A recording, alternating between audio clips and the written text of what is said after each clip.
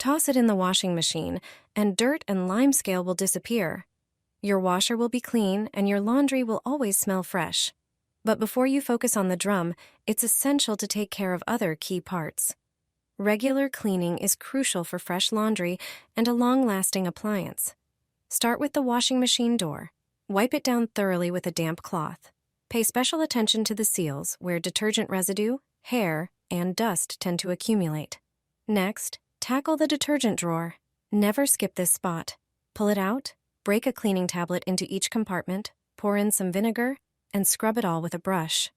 Vinegar has antibacterial and disinfecting properties and helps dissolve dried-on deposits. Now, onto the washing machine drum. Toss in 2 cleaning tablets. These aren't expensive, specialized products. These simple tablets for cleaning dentures contain soda and citric acid, effectively removing limescale, greasy deposits, and bacteria. Set the program as usual. Do this once a month, and your washing machine will thank you with fresh, fragrant laundry and trouble-free operation.